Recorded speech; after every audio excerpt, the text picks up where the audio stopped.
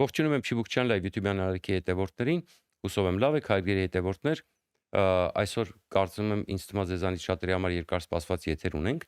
Իսրայելի հայ համայնքի վառ ներկայացուցիչներից մեկի Արտյոմ Չեռնամորյանի հետ, որը իսրայելահայեր թերթի գլխավոր խմբագիրն է եւ Պետախ Տիկվա քաղաքի իսրայելահայերի նայերի միության նախագահ։ Ողջունում եմ քեզ Արտյոմ, շնորհակալ եմ հրավերս ընդունելու համար։ Շատ շնորհակալություն այս գեղեցիկ հնարավորության համար։ Կարծում եմ, որ մեր եթերը լինելու է շատ ուշագրավ։ Այո, որովհետև երկար ժամանակ ընդհանրապես կարծում շատ հարցերում ես եւ Արտյոմը ուրեմն շատ հարցերում համամիտ ենք իրար հետ, շատ հարցերում գուցե նույն բանի համար ենք պայքարում եւ այսօր կփորձենք հասկանալ, որովհետև ես վստահ եմ, որ շատերը չեն հասկանում Հայաստանի եւ Իսրայելի համագործակցության գինը եւ դրա կարեւորությունը, ինչի համար դուք գիտեք, ես երկար ժամանակ պայքարում եմ, որովհետև իրականում շատերը փորձում են թույլ չտալ այդ համագործակցությունը տարբեր տասնամյակներ շարունակ, եթե ոչ ավելի երկար, ասենք տասնամյակներ, շատ երկար տասնամյակներ շարունակ փորձել են հեռու պահել հայերին Հայաստանն ու Իսրայելը ուրեմն իրարից ունենալով դրա համար կոնկրետ պատճառներ, բայց հիմա եկել է մի բարդ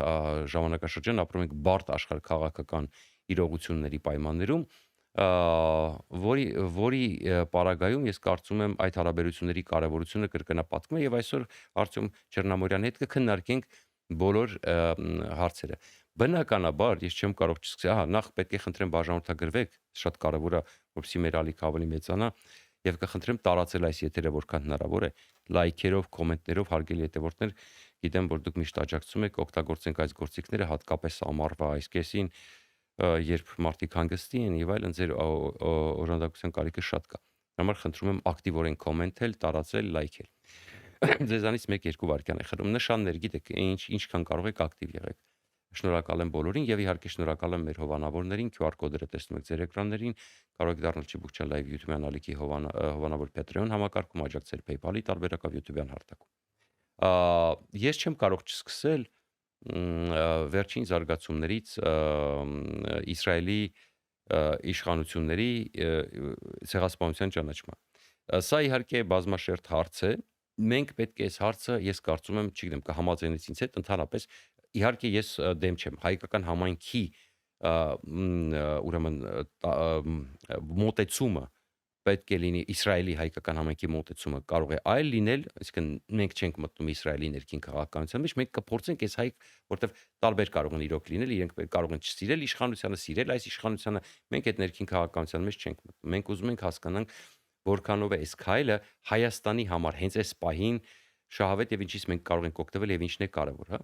Եվ հետաքրքրական է, որ առաջին ազդակը եկավ, երբ որ ամիսներ առաջ Նեթանյահուն հայ բլոգերի մոտ, այսպես ամերիկահայ ասպես բլոգերի մոտ ասենք,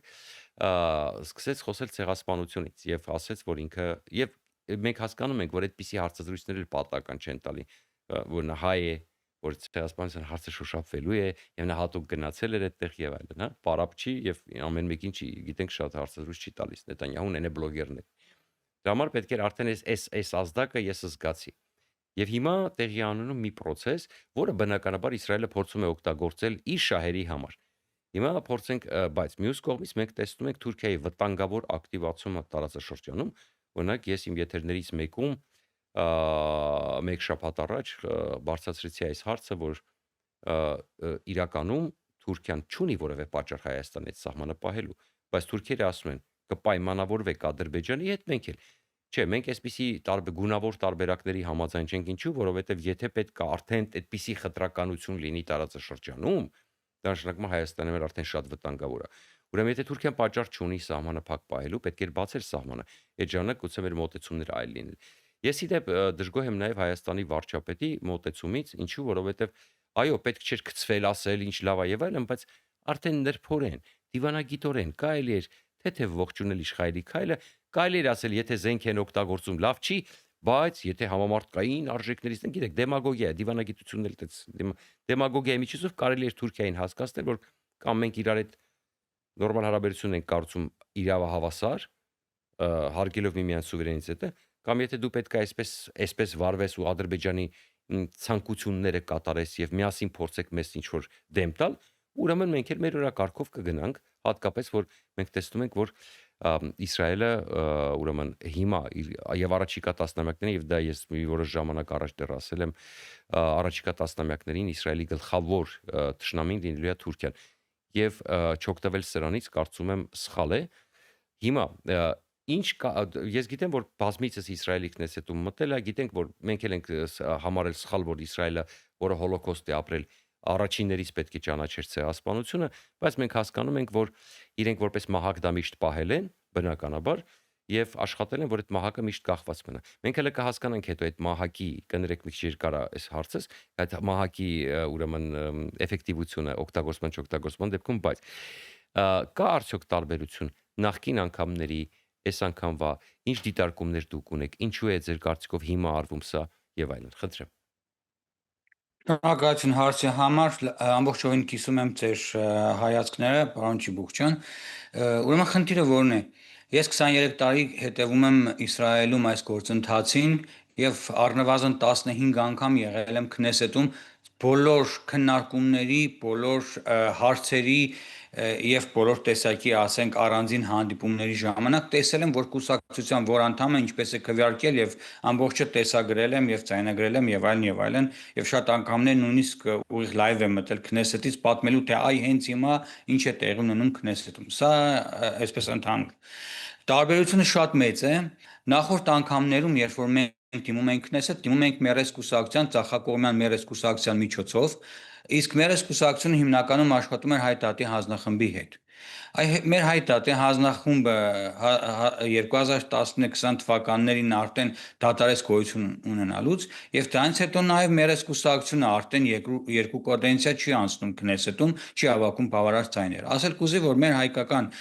մեր հայկական հարցը այս ցեղասպանության ճանաչման հարցը մնում է օդում կախված այսինքն չկա այն պարլամենտական ուժը որը պետք է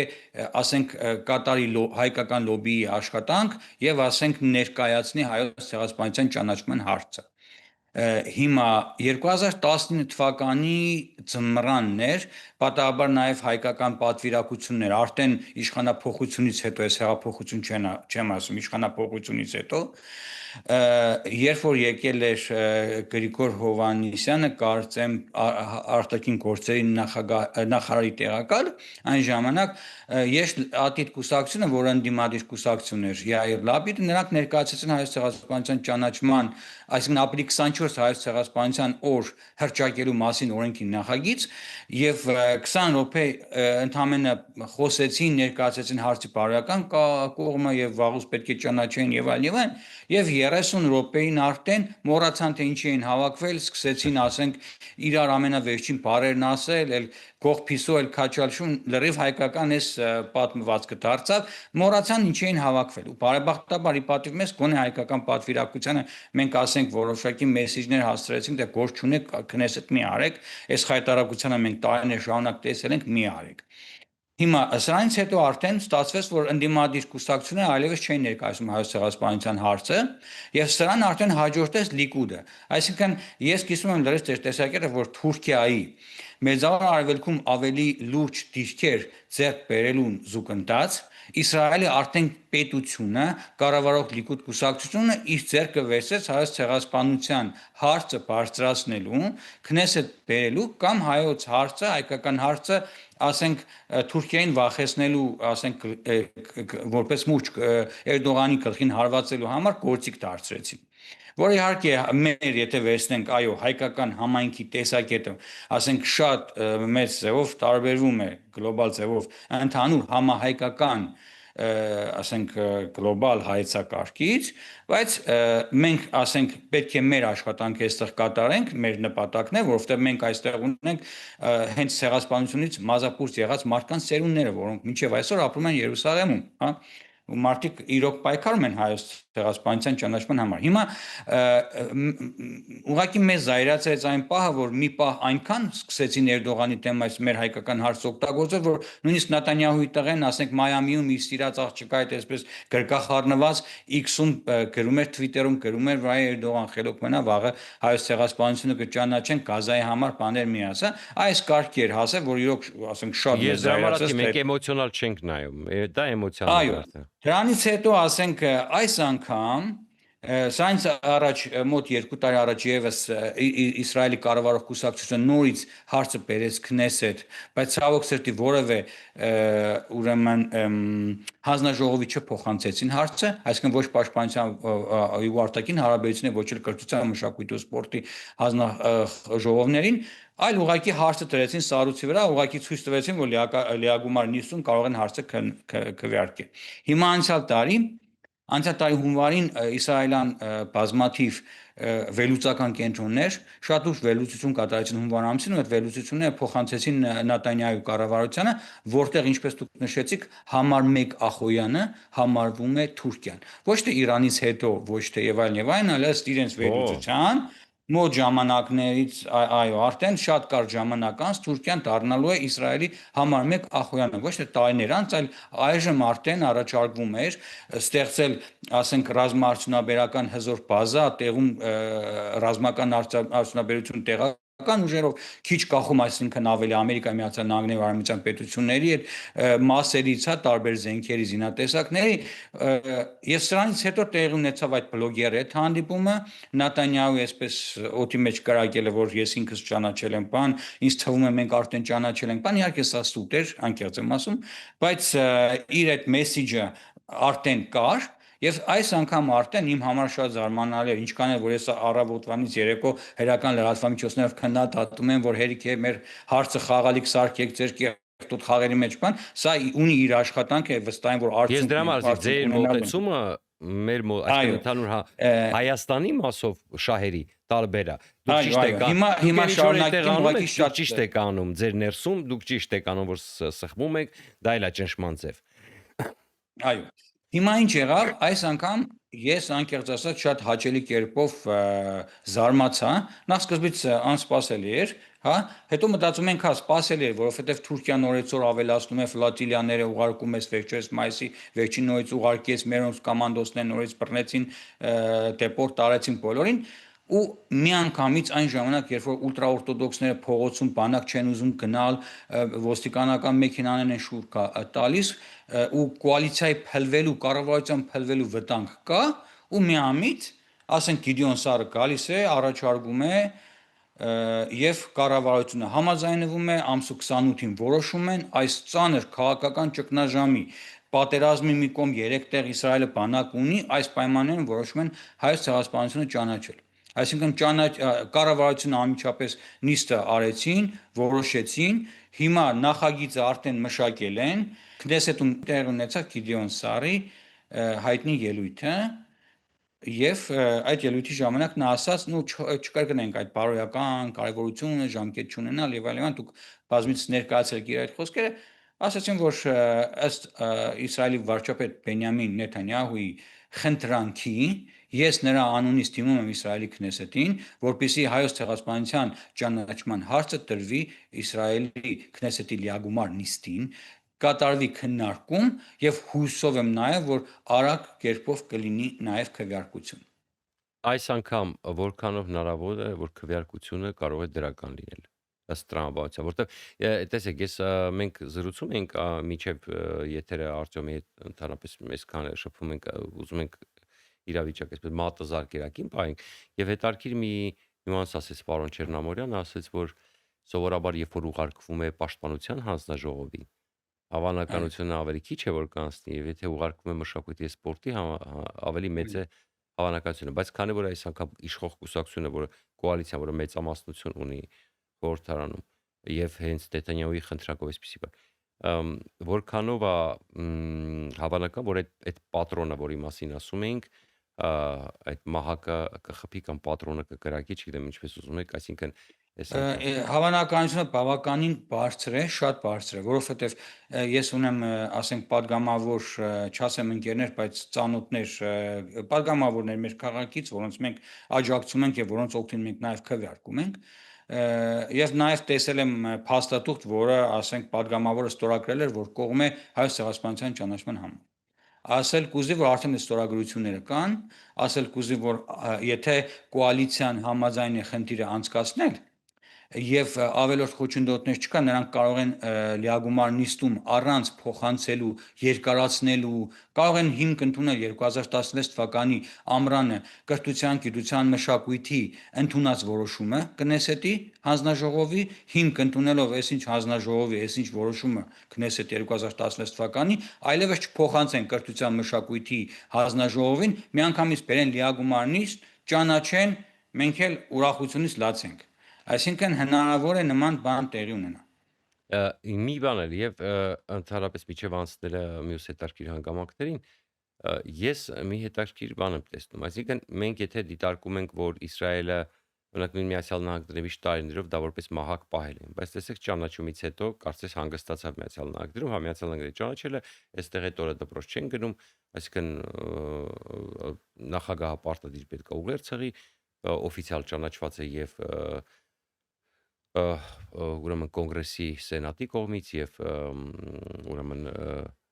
նախագահի կողմից, այսինքն նախագահները ինչպես կուզեն արդեն կարող են ասել, եղերնա ցեղասպանությունը, բայց վերջապես Բայդենի օրոք դա ճանաչվեց, հա։ Հիմա Իսրայելի պարագայում մի քիչ այլ է, որտեղ նույն Միացյալ Նահանգներում առանց հրեական լոբիի աջակցության շատ դժվար կլիներ ցեղասպանության ճանաչումը, որտեղ միշտ հենց դրան է բախվել է շատ ժամանակ, բայց հիմա մենք մի քանի տարի առաջ հրեական լոբին աջակցեց ըստեյության, որ կարողանանք այդ հարցը առաջ տանենք։ Այս անգամ, բայց Իսրայելի պարագայում ես մի դիտարկում ունեմ ու չգիտեմ կհամաձայնեք ինձ հետ ձեր կարծիքն է հետաքրքիր։ Օրինակ մենք գիտենք իսրայելական լոբին տարբեր երկրներում ինչ հզոր է։ Այսինքն սա կարող է լինել ազդակ, այսինքն ի տարբերություն մենակ բոլոր երկրներին Իսրայելի ճանաչումը կարող է լինել ազդակ, որպեսզի նույն ուրեմն հրեական լոբին սկսի ակտիվ աշխատել նույն ասենք այդ հայդատերի, չգիտեմ, դաշնակցության հետ, չնայած մենք հասկանում ենք իրականում դաշնակցության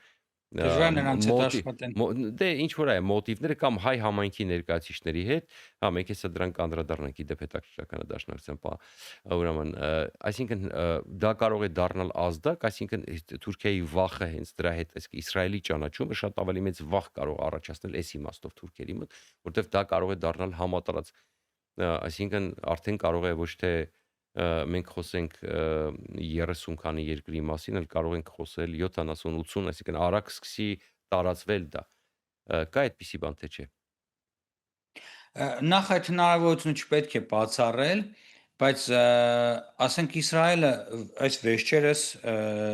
հոկտեմբերի 7-ից հետո, իդեպ հոկտեմբերի 7-ը Պուտինի ծննդյան օրն է, երբ որ մեր վրա հարձակում գործեցին, չգիտեմ տեսել եք սա թե չէ, ես անդադ սիրում եմ դա շեշտել, որ Համասը ռուսական զենքերով զինված տասնյակ հազարներով լցվեցին Իսրայելի տարածք, Պուտինի ծննդյան օրն էր, շնորհավորեցին տղային։ Հիմա Իսրայելը այս պահին իր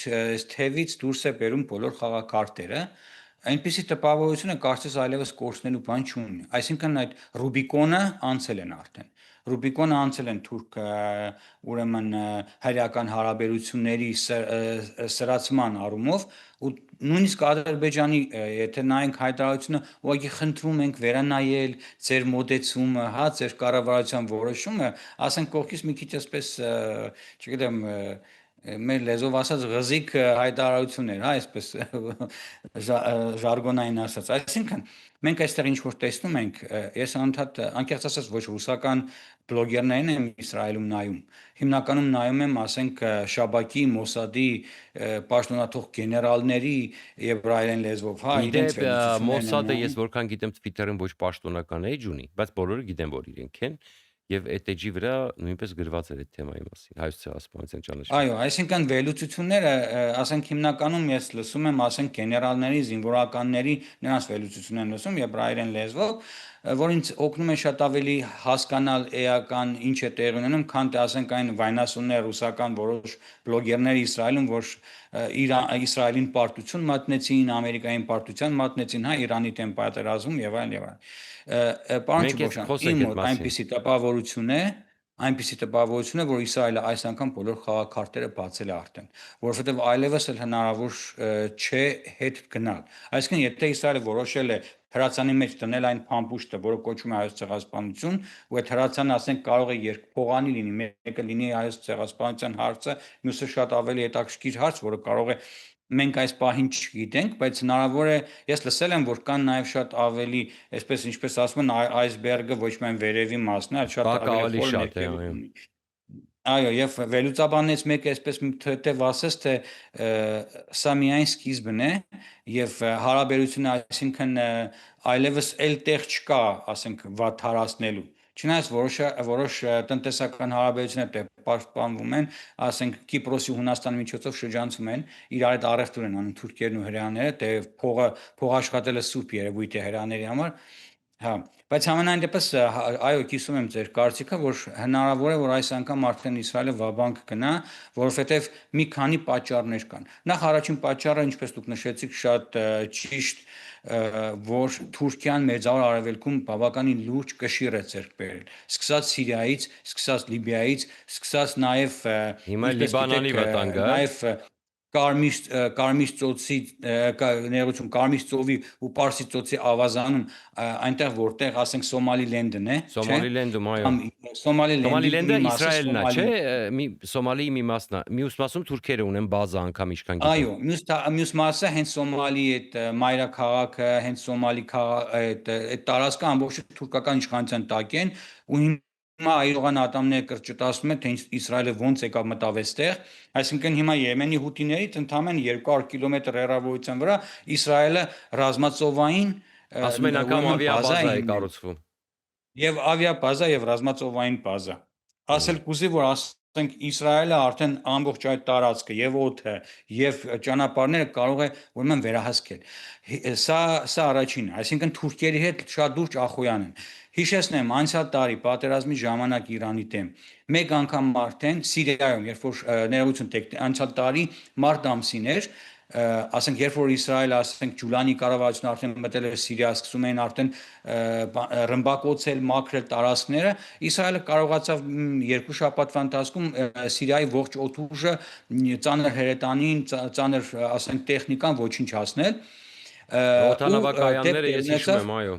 այո, եւ դեպ տեղ ունեցավ թուրքական F-16-ներն ու իսրայելական F-16-ները հանդիպեցին օդում ընդամենը 180 կիլոմետր հեռավորության վրա եւ Էրդողանի F-16-երը հետ քաշվեցին։ Մմ, Եվ որովհետև նրանցը մոդեռնիզացված չի։ դե հա, նրանց շատ հին F-16-եր են, իսկ Իսրայելը նրանց շատ ավելի վաղ էր տեսել եւ զգուշացրել էր, որ դուք դեռ մեզ չեք տեսնում, բայց մենք ձեզ արդեն տեսնում ենք, լավ երևում եք, այնպես որ ձեր էֆերը հետ քաշեք։ Այսինքն հենց այս օդային առաջին արճակատումից հետո, երբ որ իրոք Աստծուն փառք արճակատում տեղին չունեցավ, բայց դիվանագիտական լուրջ ունեցան տեկտոնական շարժումներ, հիմա Ամերիկայի Միացյալ Նահանգների հետ կապված Տրամպը, որ ասեց, թե Էրդողանը լավ տղա է, ուժեղ տղա է, մեր ընկերն է, չէ՞, դուք արդեն այդ հարցնել եք նաև անդրադարձել Չէ, ես եւ նաև դա 70 կապեցի, միլիոն որ հենց դուք լավ բերեցիք այդ օրինակը, որ իսրայելական, թուրքական կան 5-րդ սերնդի ուկնաթիռները, կան 5-րդ այո, սերնդի, այո, շարժիչների տրամադրման հետ կապված էր շարժիչներ, նաև այս այո։ ակտիվացումը։ Այո, սա արդեն երկրորդը, այսինքն ձեր ասածը լրիվ մեր համահայկական գլոբալ, երբ որ վերլուծում ես, լրիվ այդ պատկերի մեջն է։ Եթե թուրքերը ստանան, ասենք շարժիչներ, եթե թուրքական բանակը մոդեռնիզացվի, այդ դեպքում շատ իսկական սուր կկախվի այն փոքրիկ մի հայկական հողակտորի վրա, որ նոր այսօր կա։ Ու ես անընդհատ այն կարծիքին եմ, որ միշտ ասում եմ 23 տարի արդեն Իսրայելից, ասելով Իսրայելը հասկանում ես Ամերիկայի Միացյալ Նահանգներ, ասում ես Ամերիկայի Միացյալ Նահանգներ, հասկանում ես Իսրայել ու փորձում եմ բոլոր Հայաստանի կառավարություններին մտցնել, որ ժողովուրդ Ամերիկա, Իսրայել, սա է մեր միակ ելքը ու միշտ առաջարկում եմ հիմա որ ասենք դուք իրապես նշում եք ռեգիոնալիզմը եւ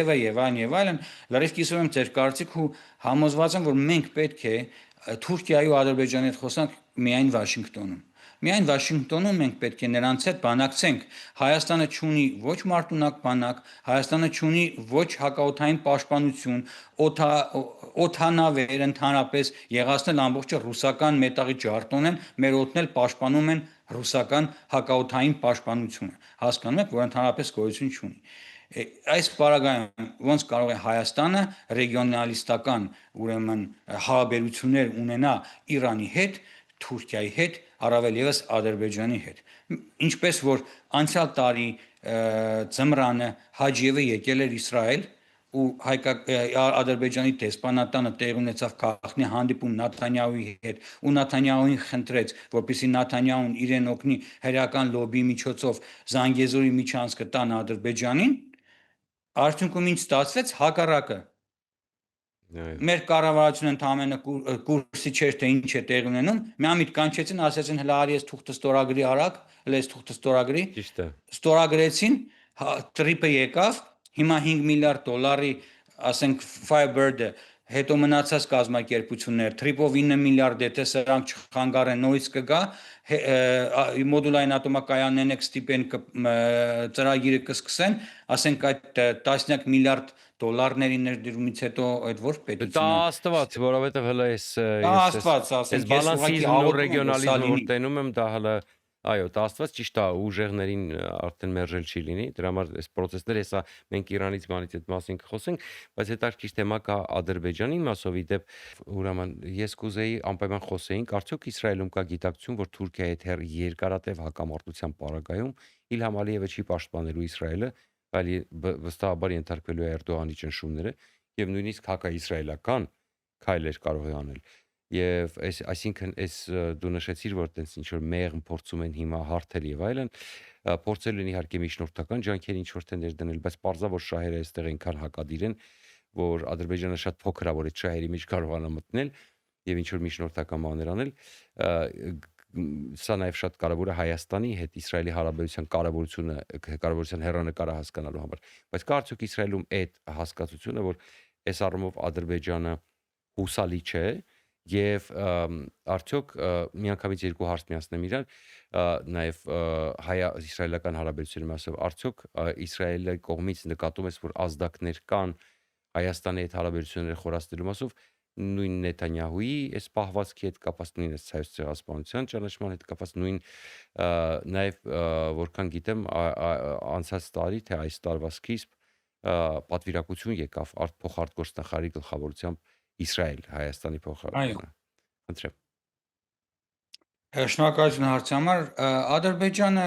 քանի որ իր նավթային հնարավորությունները կամաց կորցնում է եւ այս վերջին պատերազմի արդյունքում տեսակ թե Պարսից ծոցի երկրները ինչպիսի լայն համագործակցություն, այդ թվում նաեւ Սաուդները, մի կողմից Սաուդները դեմ են Իսրայելի մասնակի քաղաքականությանը Գազայի գոտում, բայց մյուս կողմից միասին Ամերիկայի Միացյալ Նահանգների հետ ու Իսրայելի հետ ռազմաբազա են կառուցում։ Սրան զուգահեռ նաեւ Էմիրատները Իսրայելից ստացավ երկաթե գմբեթ համակարգը, որով պաշտպանում էր իր օդը։ Ասել կուզի, որ նախկին այն ախոյանները, ովքեր իրար երես չէին կարող նայել, այսօր միասին կռվում են մեկ ընդհանուր թշնամու դեմ։ Եվ սա տեկտոնական լուրջ այսինքն այդ տեկտոնական սալերի մեջ տեղափոխություններ առաջացրեց Մերձավոր Արևելքում եւ վստահաբար Ադրբեջանից կախվածությունը Իսրայելը ժամանակ առ ժամանակ թուլացնելու է եւ գալու է մի պահ, որ ինձ կարծիքով ընդհանրապես հրաժարվելու է ադրբեջանական նավթից, որովհետեւ ինչպես դուք նշեցիք, Թուրքիայի ճնշումը Ադրբեջանի վրա գնալով ավելանում է, եթե Իսրայելը արդեն իր, ասենք, բոլոր խաղաքարտերը սկսում է բացել եւ սկսում է արդեն կրակել, սրան ինչ է հաջորդելու ըստ տրամաբանության։ Հաջորդելու է Թուրքիայի ճնշումը Իսրայելի դաշնակիցների վրա, իսկ ստրատեգիական տասնյակ տարիներ, մոտ 15 տարի առնվազն Ադրբեջանը Իսրայելի ստրատեգիական դաշնակիցն է։ Եվ սրանով հանդերձ այս ճնշումները գնալով ավելանալու են եւ նաեւ ես զգում եմ վերջերս որ բավականին այսպես ջերմացման հոտ եմ առնում հայ-հերական հարաբերությունների առումով, ուղղակի Հայաստանը եւ Իսրայելը շատ ավելի բաց է գործում, շատ ավելի անկաշկանդ է գործում, քան Հայաստանի Հանրապետությունը։ Հայաստանի Հանրապետությունը, ասենք, վերջերս նաեւ Ժաննա Անդրեասյանն էր եկել մեր մոտ, ասենք, կարծեմ այս տարվա հունվար ամիսներ, եթե չեմ սխալվում, անընդհատ ուսանողների փոխայցելություններ են լինում, Ինչ որ Անդրանիկ Քոչարյանն էր եկել, Վահան Կոստանյանը, եթե չեմ սխալվում, աղագին Անդրանիկ Քոչարյանի հետ կապված ես ասեմ, ուրեմն Երուսաղեմի հայոց պատրիարքարանը ծրագիր է առաջարկել Հայաստանի կառավարությանը Եվ 44-օրյա պատերազմի մեր հերոս տղաները հիմնականում անտամահատված, ասենք տարբեր կարգեր ունեցող, այսպես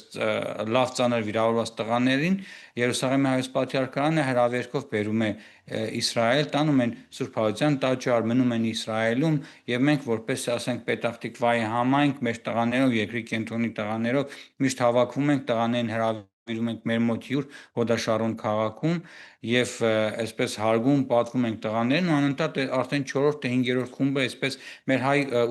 մեր տղաների հերոս տղաների գալիս է Իսրայել ու նրանց ուղեկցում են Անդրանիկ Քոչարյանը կամ ասենք ազգային Անդրանիկ Քոչարյանի հետ նաեւ ուրիշ պատգամավորներ, փոխնախարարներ նախարարներ պատերազմի պատճառով այս գործընթացը իհարկե դադարել էր, բայց անցյալ տարի մենք մեկ խումբ նման խումբ ունեցանք, թե այս տարին բացվեց, ասենք պատերազմներով դեռևս հայ տղաները չեն եկել, վստահ եմ, եթե խաղաղություն լինի, նորից հերթական խմբին սիրով կընդունենք, բայց այս խմբերը Իսրայելի կառավարության հետ ընդհանրապես կապ չունեն, սա Երուսաղեմի հայոց պատրիարքարանի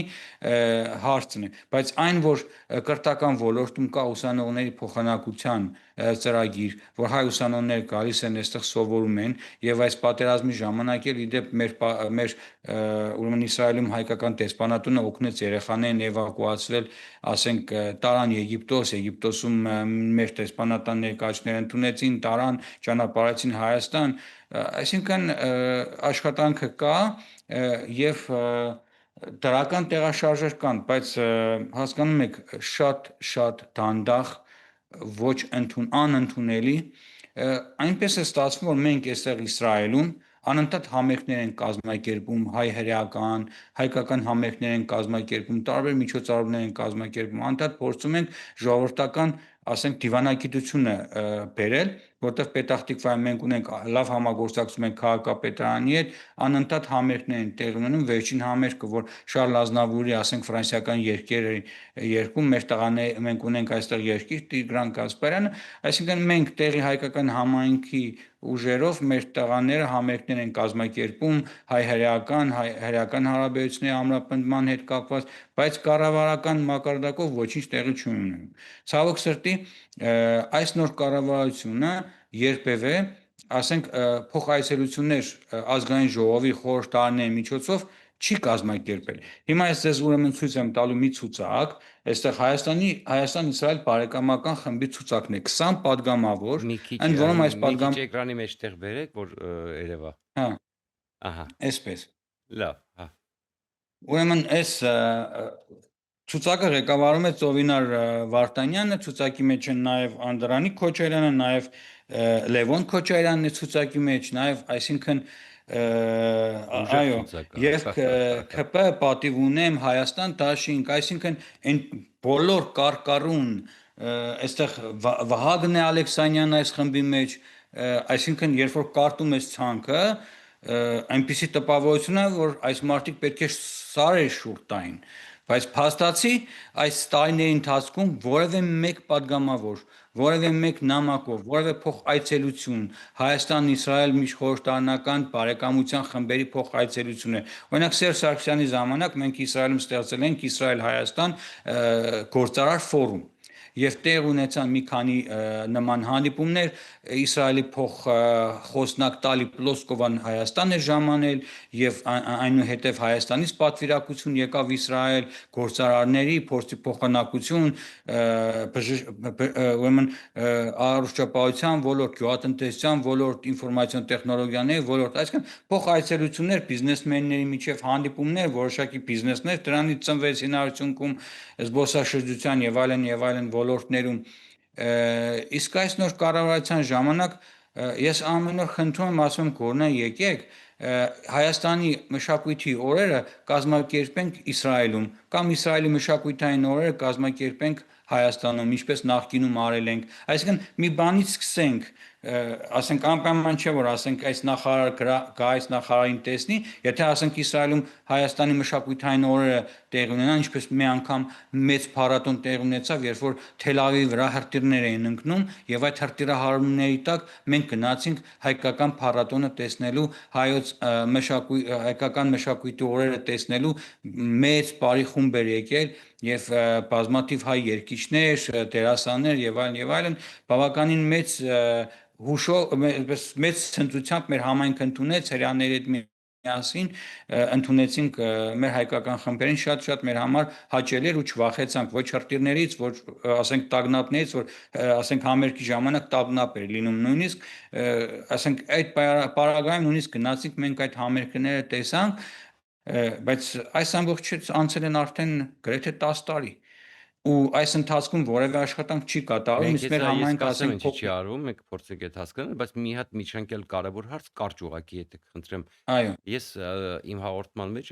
մի քանի օր առաջ անդրադարձել էի Իրան-Իսրայել պատերազմի, մենք վերջում կփորձենք ամփոփել դրանով, ուրեմն ով է հաղթել, ով չի հաղթել, ինչ իրավիճակ է, ես ներկայացրեցի եւ այնտեղ մի բաժնում կար, որ դե Հայաստանում գիտեք տարբեր բալաբոլներ կան, որոնք փորձում են ներկայացնել, որ ինչ հիմարություն ասես դուրս են տալիս, էլ որ չգիտեմ պաղեստինյան ցիվիլիզացիան ավելի բարձր է, քան իսրայելական, մի խոսքով ինչ աբսուրդ կա դուրս են տալիս, էլ որ Իսրայելը պարտվեց, ջախջախվեց, Ամերիկան ջախջախվեց եւ այլն, արաբները, չգիտեմ Իսրայելին ինչ արեցին։ Իրականում ես ներկայացրեցի իրականությունը, ուղղակի ուզում ձեր կարծիքը լսել այդ հարցով։ Հիմա տեսեք, դուք Ադրբեջանի նավթից խոսեցիք, իսկ հիմա կա տենդենց, որ արաբական երկրը սաուդիտները եւ առնվազն սաուդիտներն ու Արաբական Միացյալ Էմիրությունները փորձում են լոգիստիկան փոխեն, եթե Հորմուզի նեղուցի երկարաժամկետ այո, եւ այդ պարագայում նավթը կարող է անցնել Իսրայելի տարածքով դեպի Եվրոպա, հա, միջերկրական ծով, Կիպրոս եւ այլն։ Կարմիր ծով Էլատ մինչև Էլատի Այսինքն ես նավահանգիստից ճիշտ եմ ընդամենը 200 հասկանում, որ այդ կիլոմետրով պարագայում վերև ընդհանրապես միջերկրական ծով։ Իսրայելը թքած կունենա ադրբեջանական նավթի վրա, ինքան նավթ հանձնելու Իսրայելով։ Այո, ես լրիվ կիսում եմ, հենց դա էլ ուզում եի ասել, որ ասենք հնարավոր է, որ երբ որ ասենք խողովակաշարերը պատրաստ լինեն եւ դա ուղղակի ժամանակի հարց է, Երկու տարվա Իսրայելը հարց է, ասում են, Նետանյահու ի դեպ։ ինչպես Ասում են մի երկու տարվա հարց է, ի դեպ։ Երկար Հա, չի շատ։ երկու մաքսիմում 3 տարվա հարցը, այդ 2-3 տարիների ընթացքում Իսրայելը փորձելու է դառնալ իրոք տարածաշրջանի հաբը եւ նավթի եւ գազի եւ ասենք բոլոր տեսակի ապրանքների, որովհետեւ երբ որ նայում եք Իսրայելի դիրքը, եթե ասենք Պարսից ծովից Կարմիր ծով մտան, հասան Էլատ քաղաք, հիմա տենդեր է հայտարարվել Իսրայելում երկաթգիծ են կառուցելու։ Երկաթգիծը եթե հասնի մինչև Էլատ քաղաքը, Էլատ քաղաքից արդեն մինչև Թել Ավիվ ասենք երկաթգիծը կարող է այդ ամբողջ ապրանքը տեղափոխել ու շատ ավելի արագ մինչև Թել Ավիվի, Հայֆայի, Աշդոդի ուրեմն նավահանգիստներ ու այնտեղից արդեն անմիջապես միջերկրական ծով Եվրոպա։ Այսինքն ճիշտ էր այդ ամեն ինչը։ Ես հատուկ ուզում եմ, որ ձեզանից դա լսվի հնչի, որ բալաբոլները հասկանան ինչա կատարվում։ Դե չէ ինչ որ մտնում են աչ ու ձախ, ինչ որ փորլուծություններ են անում, ինչ որ փնթի մտքեր են ցփրտնում եւ մեր հասարակությունը չի հասկանում ինչա կատարվում իրականում մերձավարարքին։ Վերադառնանք մի հատ նորից հայ-իսրայելական եւ հայ-պաղեստինյան հարաբերություններին, հետո ամփոփենք Իրանի հետ կապված կուզենամ ձեր կարծիքը իմանալ։ Ինչ եմ ուզում ասել այստեղ։ Ես որքան հասկանում եմ իրաց այդ տարածաշրջանի իզբի շրջանակում իրանք պետքա ոչ մի ձև Թուրքիայի դեմ ոչ մի հարցով չանեն, հակառակը լսեն։ Երբ որ Պաղեստինը ճանաչեցին, իդեպ այստեղ մի հատ կարճ հարց։ Իսրայելական համայնքը, որքան է հայկական համայնքը Իսրայելում, մոտավորապես կան թվեր։ Մեր ընդհանուր համայնքը մոտ հաշվում է 10,000 մարդ, այսպես խառն ընտանիքներով, այսինքն Երուսաղեմում կան նաև խառն ընտանիքներ հայ-արաբական եւ ասենք երկրի կենտրոնում կան նաև հայ-հրեական խառն ընտանիքներ, ընդհանրապես հայկական համայնքի մասին երբ որ խոսում ենք, համայնքը բաժանելու են 3 մասի։ Նախ առաջին մասը այն հին հայերն են, ովքեր որ Տիգրան Մեծի ժամանակներից շարունակել են մնալ ու ապրել Իսրայելում, երկրորդը հայոց ցեղասպանությունից մազապուրց եղած ընտանիքների սերունդներն են եւ երրորդը ասենք 90-ական թվականներից հետո խառը ընտանիքների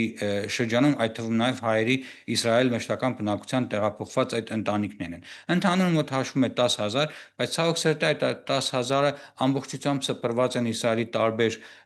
շրջաններում։ Երուսաղեմում մոտ 2500, ну այսպես ճոխ թվերով 3000 հայ է ապրում, բայց այդքան էլ չկա։ Թել Ավիվ Գուժդան կոչվող տարածքը մոտ 3000 հայ է ապրում։ Հայֆան եւ Կրայոտ է կոչվում, Հայֆան ու հյուսիսային քաղաքները, այդ տարածքում եւս մոտ 3000 հայ է ապրում, իսկ մնացած քաղաքներում էլ հարավ, հյուսիս, կենտրոնական այլ տարածքներում ընդհանուր առմամբ այսպես հաշվում ենք մոտ Ենթադրում եմ հայ 1000 հայ։ զինծառայողներ էլ կան, որոնք կռվել են նույն Պաղեստինյան ճակատում, Այո, նույն Իրանի հետ կապված ես օդաչուներ կլինեն եւ այլ եւ այլն։ Հիմա ինչ եմ ուզում ասել, իսկ քանի հայ կա Պաղեստինում ապրող կամ Գազայի հատվածում։ Գազայի հատվածում մենք հայեր չունենք, ունենք, ասենք, գիտեմ մարդկանց, որ ապրում են, ասենք, Պաղեստինյան տարածքներում, բայց նրանց մեծ մասը գրեթե 90%-ը արդեն հայերեն չի խոսում, մնացել են, պահպանվել են այսպես կիսաարաբական, կիսահայկական ազգանունները, շատ քիչ տոկոսն է նրանցից, ովքեր, ասենք, Երուսաղեմի Բայց ինձ թվում է հայկական դպրոց հարյուրների են մասին ժամանել։ է, չէ՞ խոսքը, անգամ հազարների չի։ Այո, խոսքը մոտ 200 հայ մասին է։ Ահա, 200 հիմա հայ մասին է, մեծ մասը ապրում են Բեթխեհեմում, Ռամալայում, Բեթխեհեմում ու Ռամալայում են հիմնականում ապրում, եւ վերջ։ Այսինքն ես անձամբ 2004 թվին եղել եմ Գազայի գոտում, հենց իսրայելյան բանակի հետ, երբ որ բանակը Գազայի գոտում էր գտնվում, Ջանին, Ջալեմը այդ քաղաքները, որ ասում են Ռաֆիախա, Ռաֆիախի անցակետ, Եգիպտոս եւ այլն, ամբողջ այդ տարածքներում ես եղել եմ, մի քանի անգամ եղել, բայց մեկ անգամ շատ երկար մնացել, Գազա քաղաք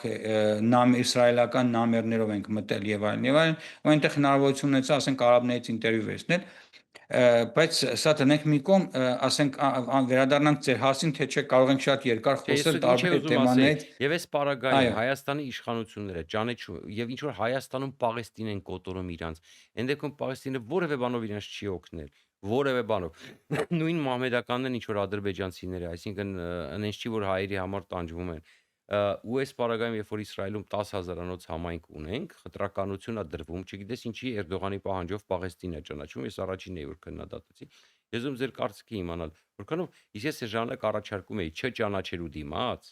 ինչ որ մի բան ստանալ Իսրայելից սկսել բանակցություններ, ինչ որ մի դիվանագիտական հարց լուծել չճանաչելու դիմաց։ Կարծում դրանից ավելի շատ օգուտ կստանայինք, քան որ անիմաստ ճանաչեցինք եւ այո, ես վստահ եմ, որ ամբողջությամբ ես կիսում եմ։ վստահ եմ, որ Իսրայելում եւ հայ համայն օրինակ դուք զգացել եք հետևանքները այդ ճանաչման ինչ որ բան։ Այո, շատ լուրջ զգացել ենք, պատկերացրեք, մենք քնած ենք, մի օր արթնանում ենք ու պետությունը ճանաչում է Պաղեստինը,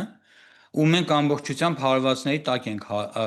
թեկուզ աշխատանքի վայրում գալիս են, բա դուք դավաճան եք։ Ասում եմ, ինչ ա եղել, չենք մենք դավաճան, բա դուք հայրովը դավաճան եք։ Ասում ենք, դավաճան չենք, ինչ ենք արել, ասում է, բխի եք Պաղեստինը ճանաչել։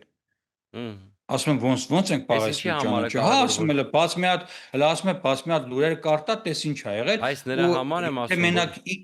ինչև ուզում կներեք դուք բան անեք, որ հա, մեր հայ ժողովուրդը Հայաստանում հասկանա ու պատկերացնի ու գիտակցի, որ ինչի օրինակ ինչ որ տեղեր մեզ չեն սիրում։ Իսկ կարողա դրանում ինչ որ մենք էլ ենք մի բան արել, որ մեզ չեն սիրում։ Իսկ կարողա խնդրեմը նա որ օրինակ Ադրբեջանին օգնում են, որտեղ մենք տարիներ շարունակ ռուսների տակ ենք պարկած եղել, ինքնուրույն արտաքին քաղաքականություն չենք ունեցել, օրինակ մարդկա, այսինքն խփել ենք այդ երկրներին դրանով, ասենք օրինակ,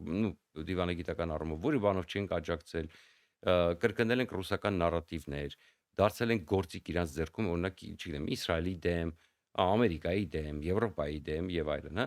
Եվ նաեւ հաշվի չենք առել օրինակի համար, ես ուղղակի այդ հիվանդագին Պաղեստինա մոլությունը չեմ կարողանում հասկանալ ինչու, որտեղ Պաղեստինը մեզ ոչ մի բան այս կյանքում չի արել, Իսրայելի հետ ոչ մի հարաբերություն չենք հաստատել եւ ես բազմիցս իմ եթերներում բերել եմ, որ ռազմական համագործակցությունն էլ ինչը խոստովանեց Դավիթ Տոնոյանը, իդեպ, որ Իսրայելը նույն բանը մեզ առաջարկե, բայց մենք նպատակարար չգտանք անօթաչուով ավտոբուսի հարվածելը, հենա գրանատամյոտով կհարվածենք, բայց ասելից Իսրայելը նույն բանը մեզ առաջարկե, իսկ որոշ այսպես չեմ ուզում լավ վիրավորեմ, բայց որոշ տահասներ, այսպես մեղմ ասած, կանգնում ասում են, դե Իսրայելը նպատակ ա դրել Հայաստանը բնաջնջել, ու այդ ամեն ինչը մատուցվում է մեր ժողովրդին։ Ինչ ունեք այս մասով ասելու, կարևոր է տեղից։ այո, ցավոք սրտի Հայաստանում այնպիսի վերլուծաբաններ կան, որ նույնիսկ ասացին, որ մենք ուզում ենք, որ Իսրայելի հայերը մեռնեն, այն հայերը, ովքեր Եվ որ Իսրայելի պաշտպանում են պաշտպանողները, այո։ Իսրայել, թող մեռնեն, Այսինքն ինչ են ուզում, մենք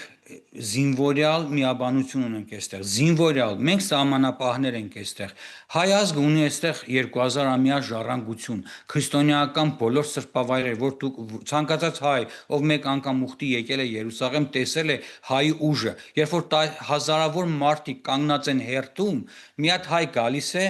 հույն հոգևորականը հարցնում մոտենում ես հույն հոգևորականին, եթե հայ հոգևորականի չտեսնես տեղում մարդիկ ասենք պատարակի լինեն, մոտենում ես ասում ես I am Armenian, հայ եմ, ասում է okay, wait, ասում է լավ, սպասի, 2000 մարդ կանգնած հերթում, որ պիտի մտնեն Քրիստոսի բոլորաշեն մատուռը, հայ ձեռքը բռնում է, մենակ տանում են ներս, սա հայի իրավունքն է, ու մեր հայ ազգը, մեր հայ ժողովուրդը հազարամյակներով պաշտպանում է հայերի իրավունքները, որքանով սա ճիշտ է ասել, թե թող հայերը մեռնեն Իսրայելում, չէ որ մենք այստեղ սահմանապահ աշխատանք ենք կատարում, մենք էլ այստեղ ենք, մեր հողերը պաշտպանում, մեր կովերի պարտեզն ենք Էլ չեմ ասում, պաշտպանում։ որ մի որոշ ժամանակ առաջ տանցած տալի էր տեսանյութ տնկավ աչքովս, կարծեմ էլի ամանորյա շեմիներ, հայերը ամանորյա են նշում, ինչքան հիշում եմ, եկեղեցու ուղի, եթե ճիշտ եմ, կամ սխալ եմ, եկեղեցու Բաքվում դաշնակները Պաղեստինի դրոշներով ինչ որ միջոցառում էին անցկացնում Իսրայելի ներսում։ Չէ, դա այդպես չէ, ուրեմն խնդիրը որն է, մեր սկաուտները Սուրբ Ծննդյան տոնի ժամանակ, քանի որ մենք Սուրբ Ծննդյան տոները նշում ենք հունվարի 19-ին 5 տոմարով, եւ ասենք մեր սկաուտները գնում են Բեթխեհեմ։ Մեր սկաուտները նաև միանում են պաղեստինյան սկաուտները եւ միասին տողանով ասում են գնում են Բեթխեհեմ։ Իհարկե կան նաև պաղեստինյան դրոշներ, կան նաև Արցախի դրոշը, հայկական դրոշը, հիմնականում Երուսաղեմի հայոց պատրիարքանի դրոշներով իսրայելյան ձիավորների ուրեմն միջնոր այսպես ուղեկցությամբ շատ գեղեցիկ ձևով հայկական թափորը պատրիարքի հետ մուտք է գործում Բեթխեհեմի Սուրբ Ծննդյան տաճար։ Սա այս պահով։ Ինչ վերաբերում է Պաղեստինի ճանաչմանը, այո, ինչ վերաբերում է Պաղեստինի ճանաչումը մեր համար շատ լուրջ հարված էր մեր թիկունքին, գոնե տեղյակ պահին հայկական համայնքին, գոնե իմանայինք ինչու այսպես պատահաբար սա տեղի ունեցավ, սա առաջինը։ Երկրորդը հասկանում եք պաղեստինցիների հարաբերությունները Իսրայելում ապրող Երուսաղեմի հայերի հետ չպետք է շփոթել Հայաստանի ընդհանուր աշխարհաքաղաքական քաղաքականության հետ։ Այն որ ասենք մեր Երուսաղեմի հայերը ապրում են Երուսաղեմի 5 քաղաքում, շփվում են արաբների հետ, մեկը մյուսին գործ են տալիս, միասին աշխատում են, սա այլ հարց է։ Երբ որ քո պետությունը չունենալով կոնկրետ հստակ քաղաքականություն ճանաչում է մի պետություն, որ ասենք փոխանակ Իսրայելի հետ հարաբերությունները շատ ավելի ջերմացնի, փոխանակ փորձի ելքեր գտնի Ամերիկայի Միացյալ Նահանգների միջոցով ավելի սերտացնի Մերձավոր Արևելքում, քանի գնացող ուժեղացող պետության հետ, ասենք ճանաչում է Պաղեստինի անկախությունը, որը ըստ էության ոչինչ չտվեց հայ ժողովրդին։ Ըստ էության, ինչ տվեց Հայաստանի կառավարությանը, դարձավ 148-րդ պետությունը։ Ասեցի, եթե Թուրքիան կբացի սահմանը, օրինակ, դրա դիմաց, ես առաջարկում եի, Այո։ Իսրայելը ձեզ կհասկանա։ Դուք էլ կասեք, գիտեք ինչ հարգելի Իսրայել, դե գիտեք, երկար սպասում էինք, մենք սրանից օգուտ ունենք, ոնց որ դուք եք օգուտ անում, ըստեղ էլ մենք օգուտ ունենք, որտեվ բայց եթե դու ոչ մի բան չես ստանում դրա դիմաց, ուղղակի հելով հնասանդ կատարում ես Էրդողանի ցանկությունները, ինչի համար, որ պետք է իրանք բարեգութ լինեն, սահմանը բացեն, հետո էլ կանգնում ասում են, չէ, տղերք, Ադրբեջանի պահանջները կկատարեք, նոր իմաստը ո՞րն էր այդ ամեն ինչը անելու։ Մի խոսքով, Այո, ցավոք սրտի եւ պարոն Չիբոկյան, այո, ձեր մի հատ հարցին էլ պատասխանեմ մեր զինվորների հետ կապված։ Մինչև այսօր մենք զինվորներ ունենք եւ Գազայի գոտում, եւ Լիբանանում, եւ Սիրիայում։ Ինչպես գիտեք, հայ ժողովուրդը, ասենք, տաղանդավոր ժողովուրդ է։ Եվ ասենք մենք ունենք շատ եւ սպաներ եւ ասենք մոբի ուժերում, անընդհատ մոբի ուժերում ներգրաված մարդիկ, աղջիկներ, որոնք ծառայել են, ասենք, ծովային նավատորմում, ռադարների վրա, հակաօդային պաշտպանության տարբեր համակարգերում, ես ժամանակի մտածում էի ցուցակ կազմել եւ այս ցուցակը ներկայացնել Հայաստանին, ասել՝ սիրելի Հայաստան, տեսեք ինչպեսի պատրաստված մասնագետներ ունենք։ Բայց հիմա, ասենք, Հայաստանի այն կանաչ գույնի ներկած ռուսական ռադարները, որ այսպես գնում գալիս են, հիշում եք 70-ական թվերի։ Հիմա այդ ռադարի վրա երկաթյա գմբեթի մեր ասենք աշխատողներին տանես ինչ անեն։ P15, P18, ասում ես ոյ Հա, ճուրոյ չաշխատող ինչ որ աղբնդ է կանգնած։ Ես լավ գիտեմ, ես հիմա չգիտեմ դրանք կան թե չի ճիշտ ասած այս պահին, բայց ժամանակին ես հիշում եմ Գյումրիում, երբ որ մեր 5 ես հոբ գերեզմանատունը կար, զորքերում եմ Գյումրիի 5 ծառայել։ գերեզմանատան վրա դա կար։ Դա ռուսական երևի ռազմաբազա Այն էր ժամանակ կապունի։ կար, հիմա չգիտեմ թափել են թե պահել են թե դեռ աշխատում են, չգիտեմ, բայց այդ ռադարներ լավ գիտեմ, ես հոպում եմ ծառայել ինչա կատարվում այդտեղ։ Եվ վերջում, քանի որ մեզ տարածորեն 5 րոպե ժամանակ ամնացել, կուզեմ անպայման չեմ կարող շրջանցել, ուրեմն ես չգիտեմ ծանոթ եք ինվելությունն թե չէ, հայ Իրանա, Ամերիկա, Իրան, Իսրայել-Իրան պատերազմների հետ կապված, Այո, ես ցանոթ եմ։ ճիշտ ասած ուղղակի ապշած եմ թե ոնց է դա ներկայացվում հայկական մամուլում։ Եվ կուզենամ ինչ որ, չգիտեմ, Իսրայելը ջախջախվել է, ես Ամերիկան պարտվել է, եւ ես մեն օրը բառացի ներկայացեցի, որ սա շատ ավելի մեծ խաղ է։ Թիրախները մեկը չեն, երկուսը չեն։ Դա շատ ավելի խորը խաղ է։ Ես կուզեմ որ դու ներկայացնեք որքանով են ինվելությունները օրինակ ըստ ձեզ իրատեսական Իսրայել, այսինքն այդ պատերազմի հետ կապված եւ օրինակ արդյոք Իսրայելում օրինակ ժողովուրդը համարել է որ իրանք պարտվել են եւ արդյոք իրականում այտենց Իրանը հաղթել է այսպես ինչպես պնդում են որոշ բալաբոլներ։ Ոչ, մի քանի ռուսական, ինչպես ասում ենք, այդ փոր լուծաբաններ ասեցին, սկսեցին վայնասուն բարձրացնել, թե վայ, Տրամպը մեզ քաշեց, խապեց, վերջերս վատ է կապուտ, հա, Հիտլեր կապուտ, հա, լրիվ է սիստեմներ, բայց կապուտն անցավ, իսկ երբ որ լսում ես, ասենք, իսրայելյան ավելի լուրջ վերլուծաբանների, մարդիկ հասկանում են օրական կտրվածքով 1000-1500 թիրախ խոցելը հեշտ ու դյուրին գործ չէ։ Իսրայելից 250 ինքնաթիռ մասնակցեց օրական կտրվածքով ամենօրյա ռեժիմով, ել չեմ ասում Սուզանավերից արձակված հրթիռները եւ իսրայելյան այլ հրթիռները, այլ միջոցները, որոնցով մի պետություն, որը 2 օրվա մեջ կորցրեց իր գլխավոր այաթոլլային, կորցրեց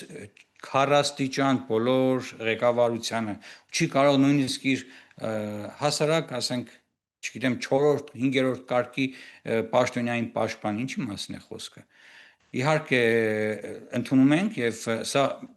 գլոբալ շատ հերու գնացող շատ մեծ ուրեմն տարածաշրջանային Դե մի քաղաքականություն է, բանը որը դուք ասեցիք, ես էլ եմ դա եթերում ասել, դուք հաստատեցիք, որ արաբներն ու Իսրայելը դրա արդյունքում հիմա սկսել են սերտ համագործակցել, ել չեմ ասում ինչ կլինի, թե նավթային լոգիստիկան փոխվի։ Ավելին ասեմ, այնպիսի իրավիճակի հիմա ստեղծվել, որ արդեն Գազայի գոտին չի էլ հետաքրքրում իրանց։ Գազայի գոտին ընդհանրապես ոչ Սաուդներին, ոչ Կատարին, ոչ Էմիրատներին, իրանց պետք չի, որովհետև իրանք տեսան լուրջ պայքար, լուրջ, ասենք, խնդիրներ Իրանի հետ կապված։ Նրանք ունեն իրենց հողի վրա արդեն լուրջ խնդիրներ, ելում է հետաքրքիր այսօր Գազայի գոտու այն որում ասենք այն Գրետա Թունբերգը, հա, որ թուրքերը փող էին տվել, բերել էին այդ ֆարսը, որ կազմակերպել են քանի 100 միլիոն վերջին նավատորմը մայիսին եկավ էլի հետ ճանապարհեցին, բայց դրանք ինչու չեն խոսում, երբ որ ասենք Իրանի ռեժիմը այդ մարտակերները 40,000-ից ավելի մարդ մորտեցին, բայց դրանք որտեղ են այդ իրավաբանները, այդ Բաթոգենարի իրավապաշտպանները, Իրան այդ հա, ժամանակ։ ասենք նույնը Հայաստանում է, սաղ դարձել են Իրանի պաշտպաններ, Իրանը հաղթեց Իսրայելին, Իսրայելը չկա։ Մեկը գրել էր Տել Ավիվը կա, ելել եմ դուրս, ասենք վիդեո եմ միացրել, ասում ես հիմա Դա ինձ գտնվում եմ էլ են Թել ասել։ Ավիվի քաղաքում, աշխատանքիս տեղը, հիմա ասա կա թե չկա։ Ասում տեսնում ես Թել Ավիվը կա թե չկա։ Արհեստական Այսինքն եթե ինտելեկտով կադրեր էին տարածում ռսները, սրանց սրտին ասում ասես մի մատ յուղեր դնում, չգիտես ինչի, որ թելև ոչնչացվեց, չէ, ոչ մի չի ոչնչացվի։ Շատ հանգիստ կա Թել Ավիվը, շատ ծաղկում է, անգամ պատերազմի ժամանակ հանգիստ նստեք տեղներ այդ կոպիտ ասած, հետո որ ես ապացույցները ցույց էի տալի, նենց էին հիասթափում, նենց էին վատանում, որտեվ ասում մի խոսքով։ Իրանի հետ Այսինքն, կապված այո, ամենակարևոր հարցը, որ չլուծվեց, դա, ասենք իմ կարծիքով, իշխանափոխություններ, այսինքն Այո, ռեժիմի փոփոխություններ, ռեժիմի անկումներ, որը Իսրայելյան, ասենք, շատ վերլուծաբաններ ասում են, որ մենք ռազմական ոլորտում շատ լուրջ հաջողությունների հասանք, գլխատեցինք այդ վիշապի գլուխը, բայց այդ վիշապը հիդրա դուրս եկավ, այսինքն պահապանների կորպուսը համենայն դեպս ունի որոշակի լծակներ Իրանի իշխանությունների վրա եւ չեն կարող նորմալ, ասենք, անկեղծ ասեմ, պարոն Չիբուկյան, ես չեմ հասկանում, ասենք, քաղաքակիրթ աշխարհի մտածելակերպը, երբ որ մարդը քաղաքակիրթ է ու կիրթ է, ինքը չպետք է չափի իր կրթվածությունը դիմացի մարդու հետ, որովհետև եթե դիմացը կանգնած է, ասենք, մարտասպան, մարտակերը, դրա հետ ինչ լեզվով պետք է խոսես, միայն մարտակերության այո, նման լեզվով պետք է խոսես։ Երբ որ գայս ես նրա հետ խոսում ես, ես ասենք խոսել եմ շատ նման կարգի մարդկանց հետ, որոնց ուղեղները այն կարգի է լվացած, որ եթե հրեային սպանեց, Գյավորին անհավատին սպանեց 49 հատ կույս է ստանալու այն աշխարհում։ Հիմա ինչ ուզում ես իրան բացատրի, մի բացատրի, այդ մարդը իր կույսերի դարդն է։ ճիշտ է, ճիշտ է։ Ես շնորհակալություն եմ հայտնում, իդեպ չի ավարտվի այս պատմությունը, մենք չգիտենք դեռ ինչով կավարտվի այս ամեն ինչը, հələ Այո։ կարող է շարունակվել, այս բանակցություններին այդքան հիմա չեմ հավատում, այս պատմությունը դեռ շարունակություն ունենալու է։ Մենք փորձեցինք նորովի բացել, այսպես ասում է, պատկերը մերձավոր արևելքից միասին, կարծում եմ մենք պարոն Չեռնաբորյանի հետ էլի կհանդիպենք եւ կհետևենք իրադարձությունների զարգացմանը։ Այսօրվա համար այսքանը, շնորհակալ եմ շատ եւ մատը պահենք զարկերակի վրա, պարբերաբար կքննարկենք իրավիճակը։ Շնորհակալություն։ Ես էլ խնդրեմ անպայման Ես էլ տարածել, եմ լայքերը շնորհակալ դնել, Աստված մեզ կոմենտները դնել, այո, անպայման տարածել, որտեվ որքան կարևոր է, որպեսզի այս ամեն ինչը լսեն մեր հետևորդները եւ նաեւ հայ ժողովուրդը։ Շնորհակալություն։ Ես էլ եմ շնորհակալ Աստված մեզ պահապան, մեր հայ ժողովրդին պահապան, ես Սփյուռքում եւ Հայաստանում։ Շնորհակալություն եւ մինչեւ նոր հանդիպում։